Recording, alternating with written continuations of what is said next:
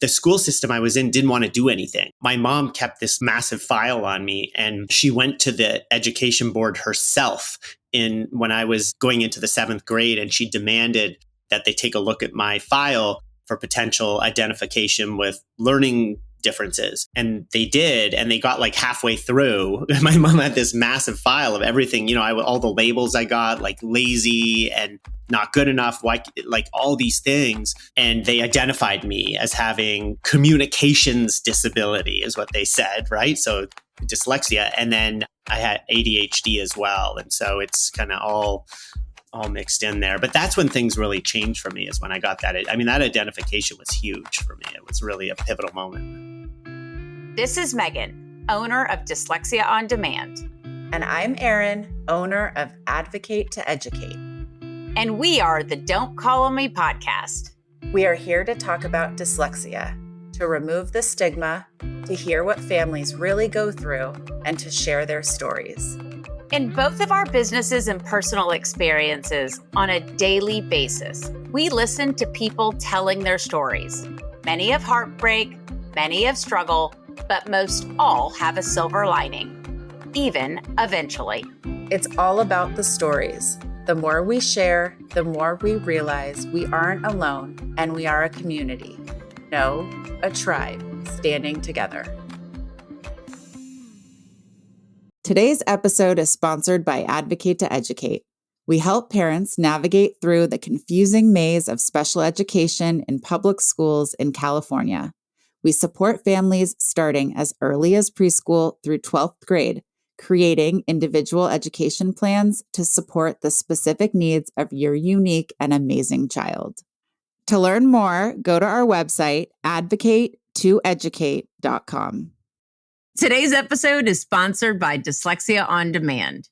Dyslexia On Demand uses only the highest trained dyslexia therapists, and it's all one-on-one and individualized to your child's needs. The best part is that it doesn't matter where you're located because it's all virtual. Visit us at dyslexiaondemand.com to learn more.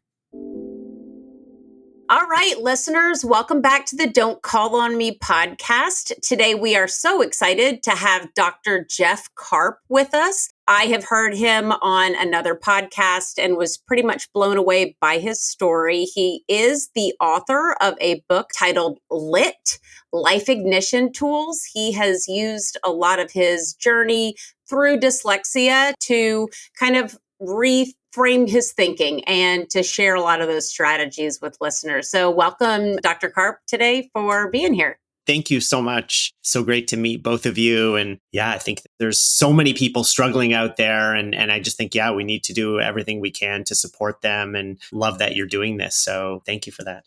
Some people enjoy like a nice breakfast in bed. We enjoy talking about dyslexia. So tell us a little bit about where your journey with dyslexia started, around the age that you were identified as having dyslexia or just a learning challenge, and then a little bit fast forward to today in terms of the success that you've had. So let's back way up to those early moments and tell us a little bit about that experience. We'll have to go back to when I was, 7 years old, 8 years old, in the 2nd grade. That's when things really started to hit hard because nothing was sinking in. I'd sit at the back of the classroom and just be completely feeling demoralized. My mom would try phonics. I couldn't sound out words. She'd try cue cards and flashcards, and just nothing was working, nothing. And, I kind of looked around the room and it seemed like everybody was getting it, and I just wasn't getting anything. And it seemed foreign to me. I felt like just completely out of place. At the end of the year, the teacher pulled my parents aside and said that his name was Mr. Steadwell. I remember what he looked like. He pulled my parents aside and said he wanted me to repeat the 2nd grade. And my parents negotiated with him that if I spent the summer catching up with tutors, that I'd be able to move on. And so he agreed to that. And all my classmates went on vacation. And here I am in summer school. And I go in every day and, they do games and, it was pretty fun. They made it a really kind of nice experience. But there was one day in particular when I went in and they asked me a question that no one had ever asked me. And that actually changed everything for me. Like it was a light bulb moment. the tutor read a passage to me and asked me questions, as they typically did. And I gave answers very quickly, very unsure of what I was giving, but I just sort of gave it. And, they were supportive. So I kind of felt comfortable. But then on this particular day, the tutor paused after I gave my answer and asked, "How did you think about that?" And that question sort of blew my mind in a way, because I was very impulsive. I just said what was ever on my mind. And it kind of made me start to think about thinking. I didn't really realize that was possible before. I just sort of thought you just do whatever it, sort of comes to you. And that changed everything, because it had helped me to really tap into processes and realize it was almost like, if you kind of use the computer analogy, like I was a computer where I had the hardware, but I didn't have software that worked for me. And I had to program it myself. So I couldn't read when I was younger. The only thing I could read was joke books and fact books. Like I felt this pressure to read beyond those books, but it just didn't work. And nobody understood why. And they felt like, it was a problem with me trying. It was always like, you're not trying hard enough. And I started to really get in these cycles of self-shame, like, what's wrong with me? Why can't I do this? And my parents kind of over time realized that that's the only thing I could really read was joke books and fact books. And so they were very supportive in just buying me those kinds of books. Later on, it kind of moved to like choose your own adventure type books. But even those were a bit challenging for me, because I feel like what would happen for me is I would read like a sentence or two, but my mind would wander. And so I just have to keep coming back, and nothing was sinking in. And so there were like all this stuff was going on.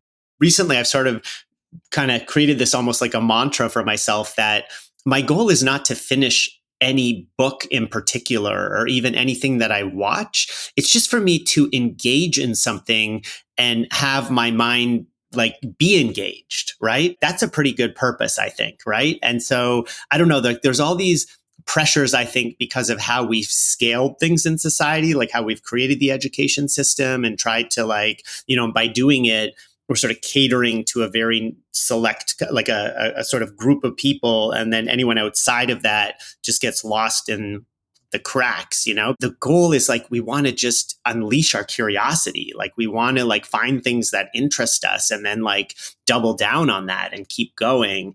And for me, it was just like I was up against this system that just didn't work. And it was it was super challenging for me. And the school system I was in didn't want to do anything. My mom kept this massive file on me, and she went to the education board herself when I was going into the 7th grade, and she demanded that they take a look at my file for potential identification with learning differences. And they did, and they got like halfway through. My mom had this massive file of everything, all the labels I got, like lazy and not good enough, like all these things. And they identified me as having the communications disability is what they said, right? So dyslexia. And then I had ADHD as well. And so it's kind of all mixed in there. But that's when things really changed for me, is when I got that. I mean, that identification was huge for me. It was really a pivotal moment.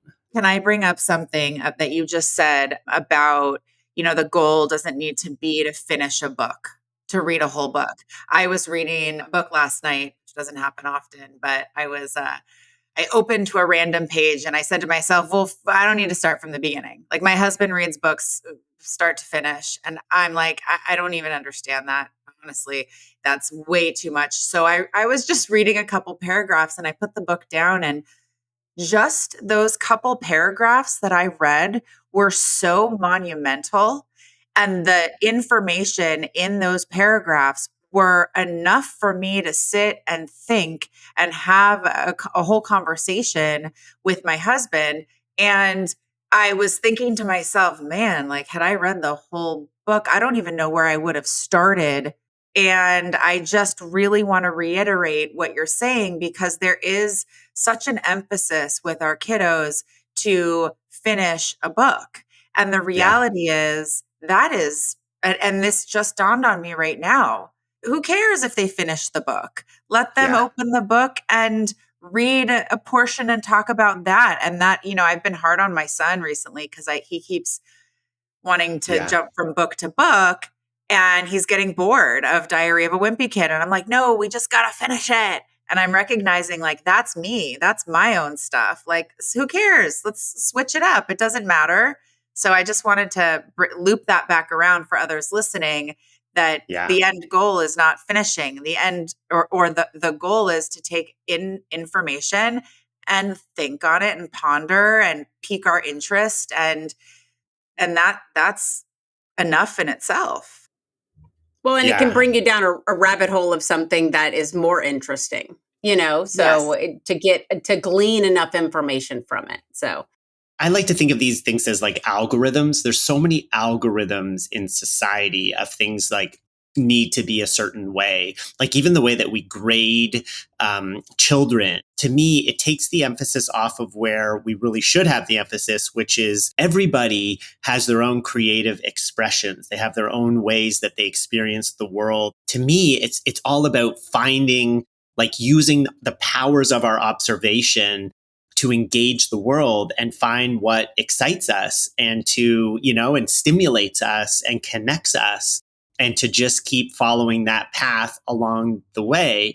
And when you have these rules in the system, like you need to finish the book, you actually shut down people's curiosity. You shut down their powers of observation. You shut down their engagement and their ability to connect with others. And you especially shut down the people who are neurodiverse, who are on the periphery, because they have hyper focus and hyper arousal and like rejection sensitivity. And like it's all these things. In many ways, I think people who are dyslexic, have other learning differences, ADHD, it almost just like it creates a wall around those people so they can't even interact or be present or engage in society in meaningful ways. And shame. A lot of It's shame. like A lot of shame. like, oh, you didn't finish your reading for the night. My and Megan's children, and I don't know if you have children, but our children are in school right now, and this is the environment that they're in. And of course, we do our best to advocate,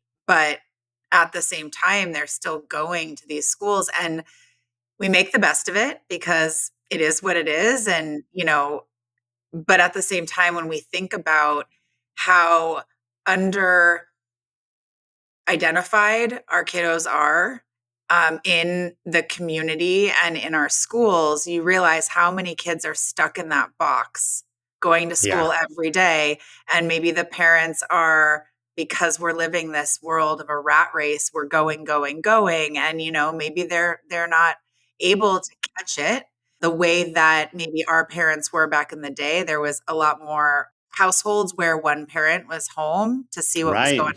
It sounded like your mom was a gem. And I already love her. I'm just kisses to her, hugs and kisses to her, because thank God she really held a space for you. And by the way, just on that one point, just something really quickly, like I feel like there's so many moms and dads out there who want to help and support, but they can't because of various reasons, right? Like there's like some people, they can't be present at home because they need to support their family, because they've been disenfranchised in society, or like, there's this generational thing, right? So to me, we need a revolution, and it's possible. We can all make this happen. Like we can bring about a revolution. And I think also with what's happening with AI and the potential to do like personalized education, we have to be careful about how we approach it. But I really feel like we now have these tools that are coming online, which I think can address many of these challenges, but we need to sort of all having the conversations and make sure that we're getting the word out there and that we're sharing these challenges, but then also being solutionary, in the sense of like talking about how we might bring this change to bear, because I think it's not only possible, like we can make it happen in a short period of time, but it's going to take like a revolution. And a lot of times I feel like we're actually closer to that, like we're on the cusp of that, because there's so much awareness now of the failures in the school system. Not that we haven't already known about a lot of these things, but I think it's in the ears of lots of parents who are speaking out and trying to create change within the system. Nothing happens fast when it comes to the educational system. So I think that, enough of a spark is being lit. I don't think it's going to be a quick domino, but I think that that's one of the most pivotal pieces that we needed, was the parents pushing back. And so I think that is happening. And similar to what your mom did. And so I want to kind of circle back to that. So when you did finally receive that diagnosis or that explanation, prior you had mentioned that there was a lot of shame. As you're looking into that peer mirror and questioning yourself, did that change things for you, Jeff? Yeah, no, it changed everything, because what it did is it flipped me from being there's something wrong with me, right? That is so unknown and something wrong that I can change, right? Like that's what it was. Like I felt like there's something wrong with you and you're the one responsible for it, right?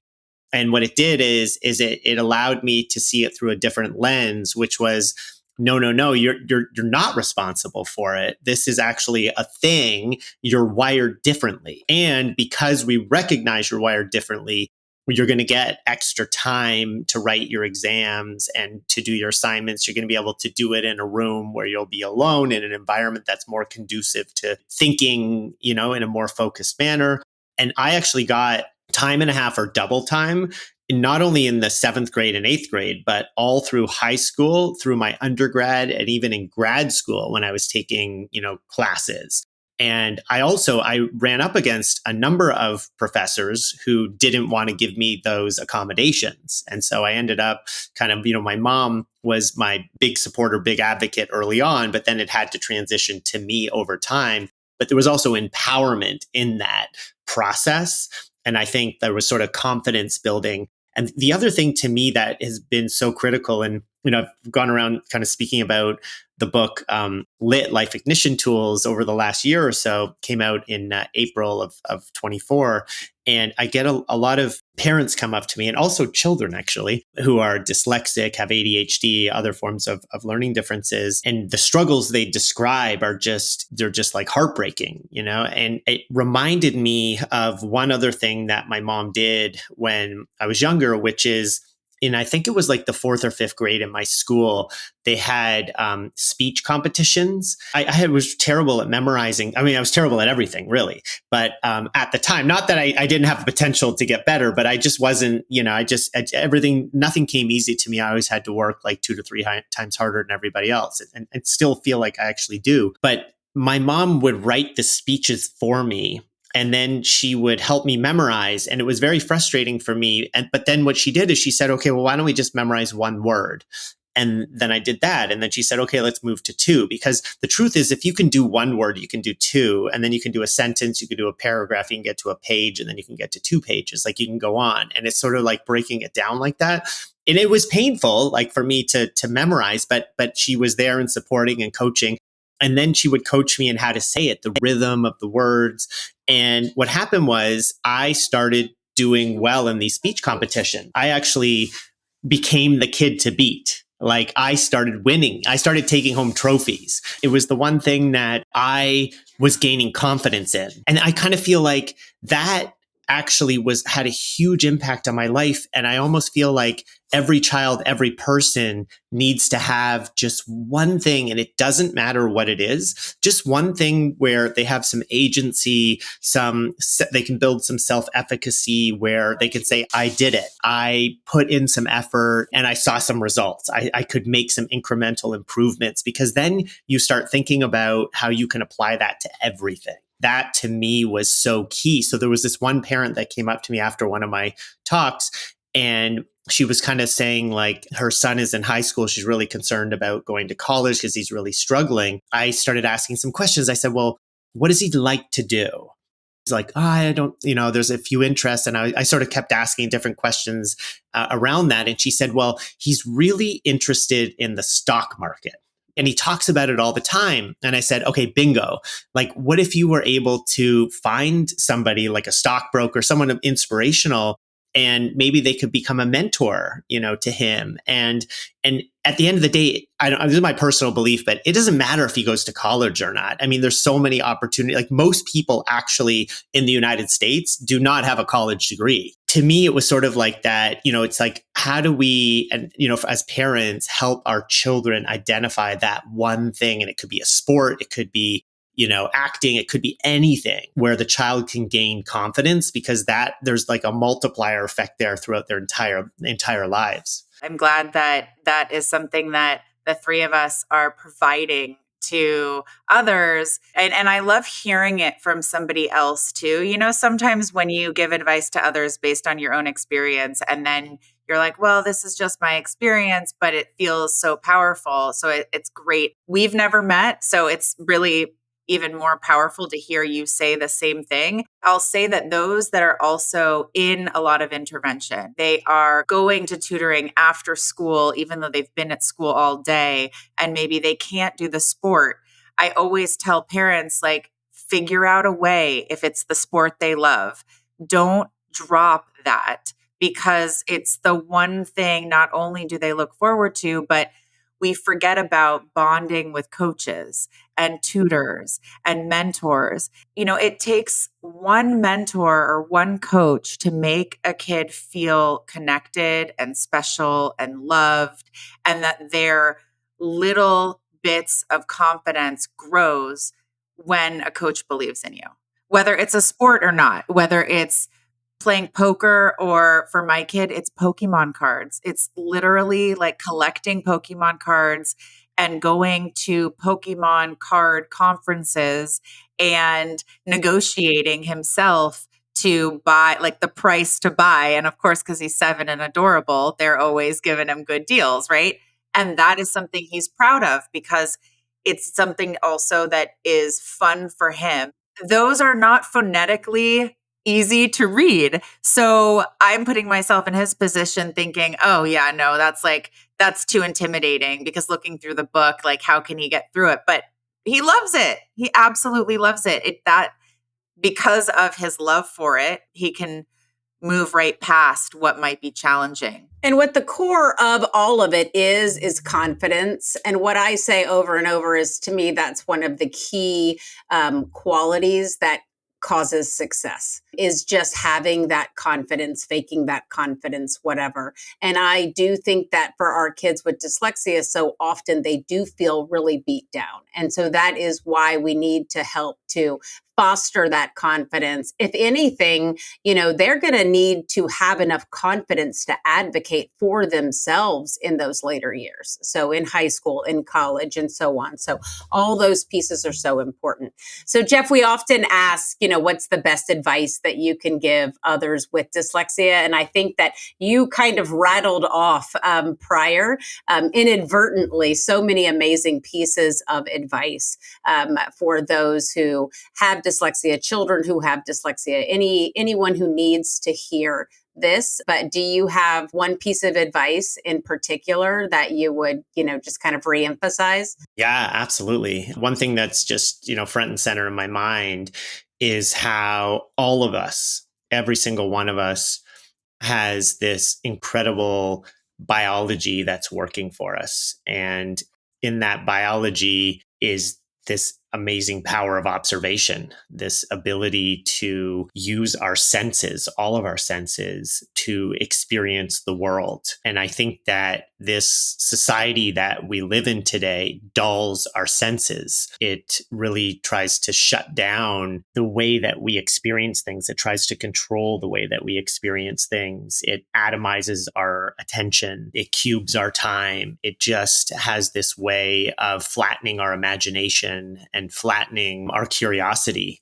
And these are all things that we have, that we can tap into individually, that we don't need external interactions to do that. Like, we all have it within. It's like when I go outside, for example, and walk the dogs, I'll cycle through my senses. So I'll actually say sight, and I'll look at the texture of the bark on the trees, and I'll look up at the clouds, and I'll look for different shapes in the clouds.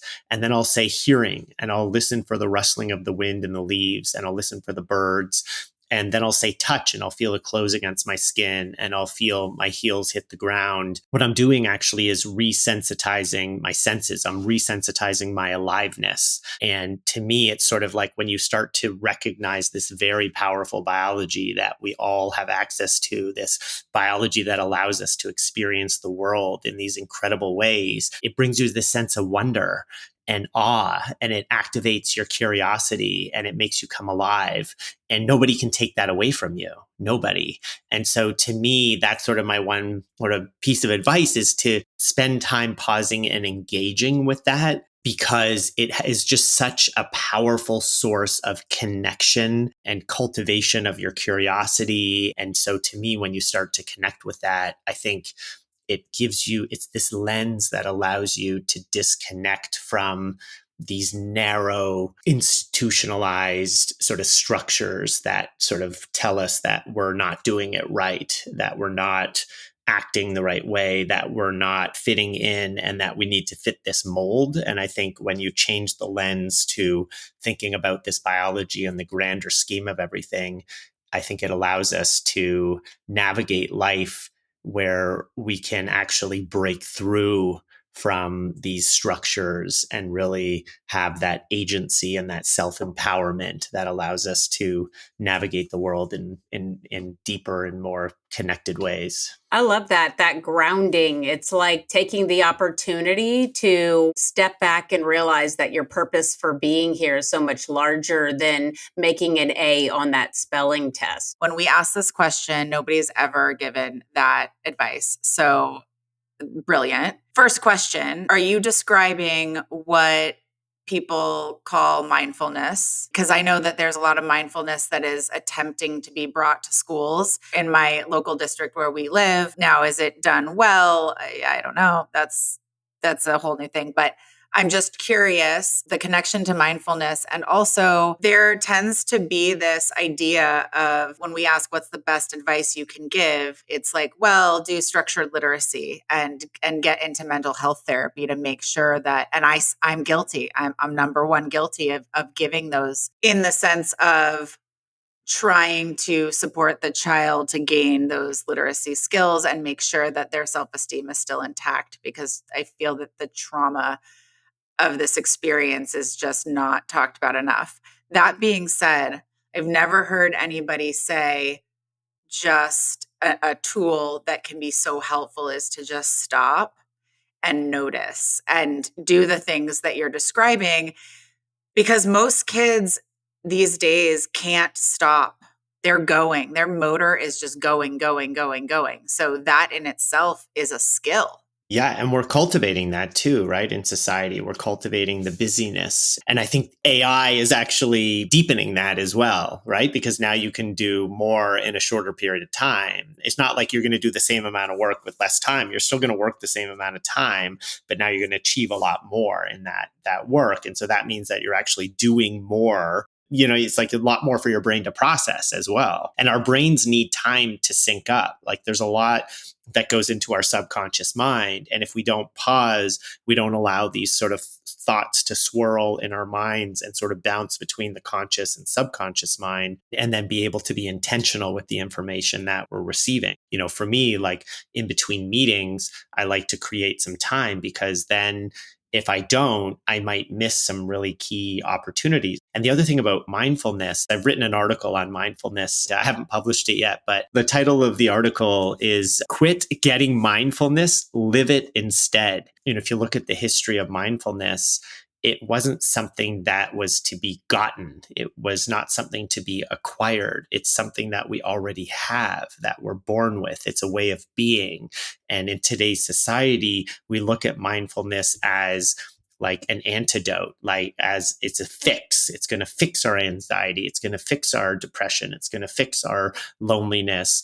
And I think that to me, if we look at like go back in time and also look at indigenous ways of being and knowing, it's part of who we are. Correct me if I'm wrong, but the way I took it in is that we're seeing life through this lens of how we know it. And when we take these little moments to pause, to breathe and connect, to check in with our senses, it gives us and cultivates that space for us to almost think outside of the box where we might only be thinking, okay, well, my child has to go to this school and these are my only options. And, it's this or nothing. And with that, we are kind of continuing the perpetual cycle of thinking small and thinking rigid, opposed to when we are more connected, we're capable of that idea wheel being closer to our ability to actually put it into fruition. Yeah, exactly. It's like we constantly get cues that help to guide us, right? And it's like intuition, and we can cultivate that intuition over time by just being open to it. For me, like with ADHD, I constantly interrupt, but if I'm open to the cues, I can sense people's sort of experiences, and I can be like, okay, I want to change that. Okay. And then I can find a process to try to pause. And the more that I create pauses in my day, the more I'm able to pause in conversations. And then I can start to open things up. Again, it kind of comes back to, we have all these pulls on us, this definition of normal, but it often conflicts with, if we were to pause, what we would consider best for our child is likely different than what society is telling us is best for our child. And that's the challenge. That's the interception. That's where I think we can really intercept the habits so that we can truly figure out what is best. We need to sort of, I think, look at our lives as, how do we figure out the guideposts that we want to use to direct our lives? Because if you don't do that, you just get pulled along in other people's, towards other people's interests. And that, I think, creates a lot of problems for our children, especially. I am looking at your website right now, and you've done some extraordinary things, and you've spoken in front of many, many crowds. I want to ask you, if you had to describe the education system that you want to and that you feel would be most beneficial for neurodivergent kiddos, or all kiddos, but kids don't get to choose what they want to learn.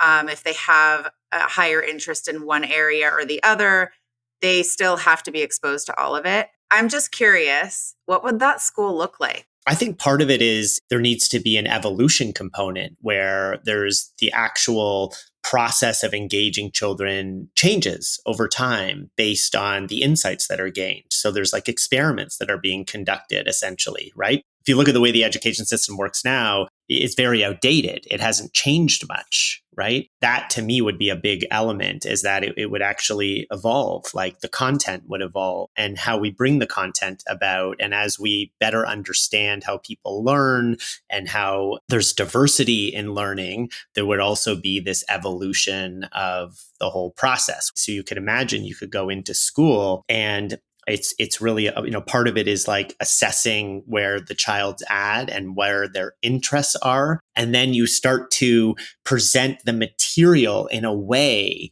that captivates those interests. In all of this, there could also be this sense of what are all the possibilities of potential career paths?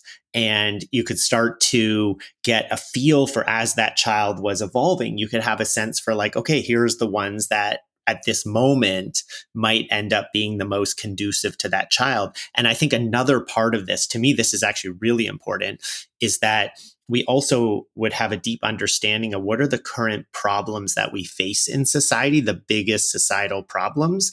And we would try to guide the children to develop skills to address the current problems that we face. Maybe we should be trying to present the problems of today to the problem solvers of tomorrow. You bring about education in a very purposeful, intentional way that empowers the students based on what their interests are, but then you guide them towards being contributors to society to help address the problems that really matter at this moment. I think you need to run for president. I mean, I'm so excited with everything that you've done to see what happens in the next 20 years, with all this information. If my son didn't have to worry about non-preferred tasks that he's stressed out about doing on a daily basis at school, And I knew he was going to school and he was living his best life, studying what was interesting to him. What a difference that would make. But imagine a classroom that was broken up into groups based on interest, and how much easier the teachers would have. Maybe they're diagnosed ADHD and they're the kids that the motors are running, but we're able to channel that energy into what they love rather than pushing down who they are in order to make them sit still to shove material down their throat. I mean, basically, right? The natural consequence of teaching to their interest, it would change everything. Imagine children now, go out and they start collecting water samples in a stream, and then they get to see, and the scientists analyze what's in there, and then that gets contributed to the scientific literature, and the children are now part of that, right? Like, it's sort of like there's so many things where we can bring kids out and sort of engage them in the process, where what they're doing is not just academic, but actually functionally helping move things forward, where they feel part of something important. I feel like it's so challenging with parenting to know what to do. And you can also get into these cycles of shame. We've tried to be a little bit more experimental with it. I think that's a good mindset to have, is to be experimental, because you never let an experiment go on forever. The goal of an experiment is to learn and gain insights and then update and sort of run another better experiment or more informed experiment. I don't have a way of guiding other than saying to make a choice, but don't make it permanent. I think the biggest thing above everything is trying to keep the open communication line. By doing that, I really feel strongly that the one way to do that is you actually have to do the work yourself on yourself. And I think when you do that, it flows to the children. But if we don't work on those things, then essentially we're just carrying the generational trauma and all those things down to our kids. It's up to us to break those cycles. I think the best thing that we could do for our kids is actually work on ourselves. And they see that. They'll see that. They notice, like you said, the child who was listening to the podcast. You have to also realize that kids have very powerful observation skills, and they will see what you're doing. They might not say anything, they might not react to it, but they are observing even when they don't appear to be observing. All right. Well, so thank you so much, Dr. Karp, for spending the time to speak to us today and give us so many amazing insights. Please go and check out his book, Lit Life Ignition Tools. It's definitely something that I'm going to spend a lot more time with and really try to incorporate a lot of these tactics into my world and model them, like we were saying, for our kids and for a lot of the decisions that, I'm having to make on an active basis with my own children. I think it's going to definitely be extremely impactful for myself, and I think anyone who reads this. So if you're interested in the book, we will go ahead and put links to it in the show notes. So thank you so much again for taking the time. We've really, you've had so many great and unique insights. I also want to say thank you. This has been different than our traditional path. It's opening my eyes to new, just opening up additional doors of thinking and bringing up some areas that I can't wait for Megan and I to digest the information and then talk more about. So thank you. Yeah, thank you both so much. Yeah, again, for inviting me onto your show and for giving me this opportunity, and for really your the questions that have totally activated my mind in all kinds of ways. And yeah, and and my heart goes out to your listeners, those who are dyslexic or have children who are dyslexic or struggling with other types of neurodiversity. And I just feel like, there's so much reason to be hopeful, and we all have so much potential and we're only tapping into a tiny fraction of it. And I think, again, to me, it's just like these little rituals, these tools, these practices that just, take a few seconds, and they have this autocatalytic effect. And that's something, if anyone's interested, I have this newsletter where I'm sharing the rituals that I'm practicing, and I'm encouraging others to share theirs, and I'm practicing theirs and sort of, writing back about that. So if you're interested, you can sign up for that too. Awesome. Thanks for joining us on Don't Call on Me. If you're loving what you're hearing, follow us on social media and let's keep the conversation going. Take care and we'll catch you next time.